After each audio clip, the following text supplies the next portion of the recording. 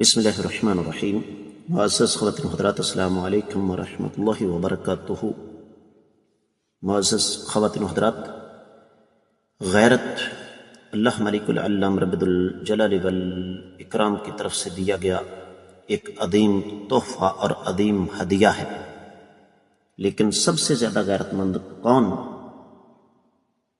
یہ ہے ہمارے آج کے حدیث مبارکہ کے سبق کا موضوع۔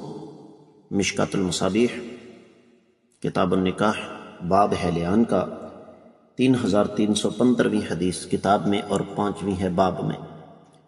الفاظ سماعت فرمائیے گا۔ وعن ابی ہریرہ رضی اللہ تعالیٰ عنہ قال قال سعد بن عبادة لو وجدت مع اہلی رجلا لم امسه حتى آتي بأربعة شهداء قال رسول الله صلی اللہ علیہ وسلم نعم قال كلا والذي بعثك بالحق ان كنت لأعاجله بالسيف قبل ذلك قال رسول الله صلی اللہ علیہ وسلم اسمعوا الى ما يقول سيدكم انه لغيور وانا اغير منه والله اغير مني رواه مسلم۔ معزز خواتین و حضرات، آپ نے سماعت فرمایا، یہ حدیث صحیح مسلم میں ہے، اور میں آپ کی خدمت میں ایک خاص بات یہاں پر عرض کر دوں کہ امام مسلم رحمہ اللہ نے اس حدیث پر کوئی، بلکہ امام مسلم تو کیا، امام نووی نے اس حدیث پر کوئی باب نہیں باندھا۔ حوالہ تفصیل کے ساتھ آپ کی خدمت میں رکھ رہا ہوں۔ صحیح مسلم کتاب اللعان اور باب کوئی نہیں ہے، 1498ویں حدیث ہے، اور یہ حدیث اگر ہم سمجھ لیں تو ہماری روزمرہ زندگی کے بہت سارے مسائل حل ہو جائیں گے۔ براہ راست حدیث کے ترجمے کی طرف بڑھتے ہیں۔ سیدنا ابو ہریرہ رضی اللہ تعالیٰ عنہ بیان فرماتے ہیں کہ سیدنا سعد بن عبادہ رضی اللہ تعالیٰ عنہ نے آقا علیہ السلام کی خدمت میں حاضر ہو کر عرض کیا، اگر میں کسی آدمی کو اپنی بیوی کے ساتھ قابل اعتراض حالت میں پاؤں تو کیا میں اس آدمی کو ہاتھ نہ لگاؤں جب تک میں 4 گواہ نہ لے آؤں؟ آپ نے، نبی علیہ السلام نے فرمایا ایسا ہی ہے، تو فرمانے لگے ایسا ہرگز نہیں ہوگا۔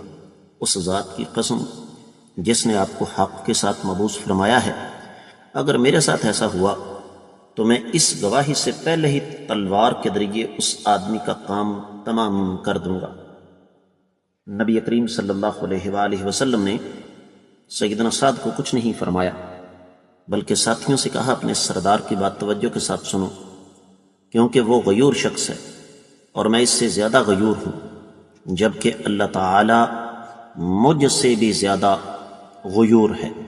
غیور سے مراد یہاں غیرت مند۔ تو معزز خواتین و حضرات، غیرت یہ ایک جذبہ ہے، جیسے میں نے آپ کی خدمت میں عرض کیا کہ یہ اللہ تعالیٰ کی دین ہوتی ہے، اور یہ حدیث یا اس کے ساتھ ملتی جلتی حدیث صحیح بخاری میں بھی 7416 ہے۔ یہاں یہ بات اچھی طرح ذہن نشین کر لیجئے کہ اللہ مالک العلم رب الجلال والاکرام نے حدود متعین کی ہیں، ان کے ضوابط، ان کی شرائط مقرر کی ہیں، اور ساتھ سمجھا دیا ہے کہ ان کو عملی طور پر مطبق کیسے کرنا ہے۔ اس کے ساتھ ساتھ اللہ ملک العلم رب الجلال والاکرام نے انسان کو غیرت کا مادہ عطا فرمایا۔ اب اس حدیث کا مطلب یہ قطعی طور پر نہیں ہے کہ شریعت اسلامیہ ہر آدمی کو اس بات کی اجازت دیتی ہے کہ وہ ہتھیار اٹھائے اور قتل و غارت شروع کر دے۔ سیدنا سعد بن عبادہ رضی اللہ عنہ سید الانصار تھے اور کوئی عام ہستی نہیں۔ ان کے بارے میں جب ہم پڑھتے ہیں تو حیران رہ جاتے ہیں کہ کائنات کے امام صلی اللہ علیہ وسلم کے صحابی کو اللہ رب العزت نے بہت ساری صلاحیتوں سے نوازا تھا، اور ان میں سے ایک غیرت بھی تھی۔ تو یہاں 2 باتیں ذہن میں رکھیے۔ پہلی بات کہ غیرت کا تقاضا یہ ہے کہ انسان اپنی خواتین کو، بیوی ہے، بہن ہے، بیٹی ہے، ماں ہے، اس کو شطر بے مہار آزادی نہ دے۔ جملہ نوٹ کیجئے گا، شریعت اسلامیہ نے عورت کو جتنی آزادی دی ہے انسانی تاریخ میں کوئی بھی نہیں دے سکتا۔ اور دوسری چیز یہ ہے کہ عام قتل اور غیرت میں آ کے قتل کرنا، اس میں زمین آسمان کا فرق ہے۔ اس پر آج کل یہ مشرقی طوطے بڑی باتیں کر رہے ہیں، اس پر انشاءاللہ ہم جب اگلی حدیث پڑھیں گے تو مزید اس کی تفصیل میں آپ کی خدمت میں رکھوں گا۔